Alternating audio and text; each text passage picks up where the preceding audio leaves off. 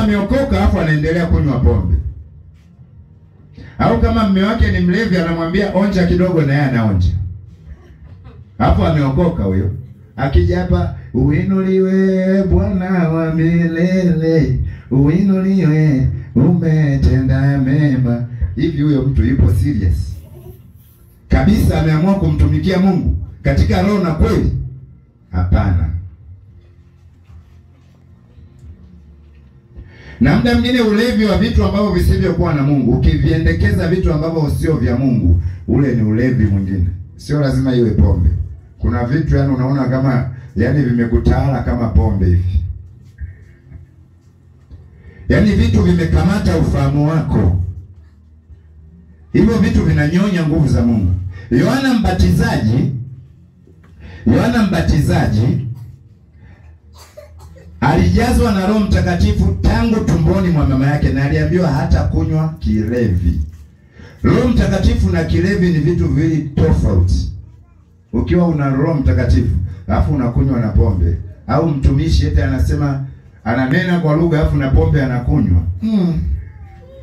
Sababu kwanza pombe inaambatana na uzinzi.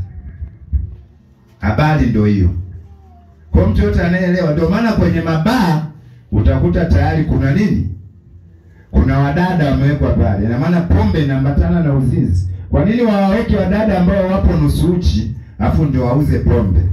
Ili akilewa afanye nini? Ndio maana mwanamke ambaye mume wake ni mlevi akirudi usiku anamwambia ulikuwa kwa wale wadada, anajua huyu hajalewa tu pombe. Kuna vidada vipo pale kwenye pombe. Kwa hiyo mawazo yake yote pia atawaza kwamba kuna jambo jingine la ziada lilikuwa linafanyika kwenye eneo la nini? La pombe. Na ndio inavyokuwa hivyo. Mimi nilikuwa mlevi, naelewa maeneo ya pombe ndio wamewekwa wanawake pale ili utumie hela nyingi. Na ukikaa tu ukishaagiza bia moja anakuja na mimi ninywe moja, tayari anaanza kutengeneza mahusiano mapema. Ukishamnunulia tayari ujue kuna dalili kubwa za kuanza mahusiano, kwa sababu na wewe utaangalia hela unazotoa, tayari uzinzi unaweza kufanyika. Kwa hiyo lazima tukubali. Amen. Na hii inaambatana pia, kama umeokoka unaendaje maeneo ya pombe, maeneo ya starehe? Eti kuna mtu mmoja anarudi saa 8 usiku, ipo mimi unajua kule baa naendaga kuwashuhudia. Afu yeye mwenyewe ameelewa. Naenda kuwashuhudia na wewe unalewa huko. Eti anamdanganya mke wake huwa anaenda kuwashuhudia walevi ili waokoke. Na yeye mwenyewe anarudi ameelewa, ananuka sigara. Huyo bado hajaokoka. Nikamwambia huyo mume wako bado hajamjua Mungu anayemtumikia. Huyo bado. Yaani kama ni kopo linakuwa tupu, halina kitu ndani.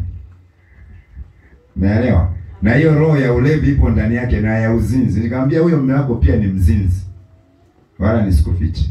Alafu nikamtajia, nikamwambia kuna baa fulani huwa anaenda, kuna kadada fulani kapo hivi na hivi na hivi. Ndio hapo kaliko mkamata ufahamu. Nikamtajia hadi kae kadada. Sio kwamba nimewahi kwenda kule. Roho akawa amenipeleka hadi kwenye ile baa. Hapo alivyonipeleka kwenye ile baa akanipeleka hadi kwenye sura ya yule binti ambaye yupo pale. Kuna muda roho anaweza akakutajia hata leo atavaa nguo fulani. Wewe nenda pale pita utaona amevaa nguo fulani. Na akipita anaona yupo vile vile. Amen. Amen. Uchoyo unaharibu upako na unaharibu baraka. Kwa mfano mimi labda ningekupa wewe kitu, chukua kitu fulani. Afu kasema Mungu mbariki huyu mtu aliyenipa hiki kitu. Mungu nisaidie. Naanza kubarikiwa, nafunguka. Naanza kuwa na uchumi kwa sababu sio mchoyo. Ningekificha nisikupe, tayari ile baraka nisingeipokea. Uchoyo hata katika mambo ya Mungu. Mtu tu anakuazima Biblia unamnyima. Jamani. Uchoyo sio mzuri. Na uchoyo unaonyesha chuki ndani yake.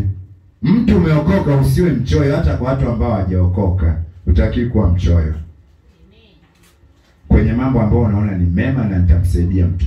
Unaona kabisa huyo ana shida na wewe uwezo wa kumsaidia unao. Na usije ukajidanganya kwamba huwezi kusaidia. Hata kidogo ulichonacho una uwezo wa kusaidia wenzako. Amen. Kuna Kuna ile mimi mwenyewe bado sijajitosheleza, siwezi kusaidia mtu. Utaendelea kuwa nacho kile kidogo, na kile kidogo kitaisha, utapata kingine, kwa sababu baraka ipo kwenye kutoa. Sio kutoa kanisani tu, hata kwa watu kuwasaidia. Wakigonga tu hodi unakimbia na wali ndani, unaenda kuficha uvunguni. Alafu unarudi, karibu. We mchoyo. Wanakuambia akija mtu nyumbani kwako, mpe hata maji ya kunywa. Mwambie kunywa hata maji basi, hata chai, hata ya mkono mmoja. Pasha hata tumbo kidogo. Mpe chochote. Ataondoka pale atasema nilienda kwa fulani, ana upendo, amenipa hata hiki kitu kidogo. Amen. Amen. Na maana anasema nyumbani kwako jitahidi kujizoesha kuwe hata na visoda soda, hata vikatoni vile vya 10 na ngapi kipo pale, akija mgeni kunywa hata soda. Amina, haraka beba basi nenda nayo. Jitahidi usiwe mchoyo. Sasa wewe mwaka mzima hujawahi kumpa mtu yeyote kitu chochote. Mwaka mzima. Hizo baraka unazitoa wapi? Kumbuka kwamba baraka zinatoka kwa watu. Na kumbuka kwamba usipobarikiwa vile vile utazoofika kwenye wokovu, kwa sababu utakuwa huna hela. Kwa nini nimesema hizi nguvu zinazoofisha wokovu? Ina maana ile hali ya uchoyo itasababisha usibarikiwe. Usipobarikiwa hata wewe kumtolea Mungu itakuwa ngumu. Na usipomtolea Mungu, na wewe mwenyewe kwanza usipokuwa na kitu, yaani usipokuwa na mafanikio, hauwezi kumtumikia Mungu. Unaweza ukaingia kwenye uzinzi au ukaingia kwenye uovu mwingine, au wizi au utapeli, kwa sababu hujabarikiwa, huna chochote. Mara nyingi watu wasiokuwa na kitu ndio wanaongoza kwa dhambi. Hivi unaelewa? Unaelewa? Amen. Yaani usipokuwa na hela pia ni mwiba kwenye kutenda dhambi, unaelewa? Amen. Unaweza ukakuta ka 2000 kamekaa pale ukaamua kukaiba ili ukale kwa sababu hauna hela. Tayari dhambi ile. Ukishakula ndio unajifanya unaenda kuomba rehema wakati umeshavimbiwa ile hela ulioiba.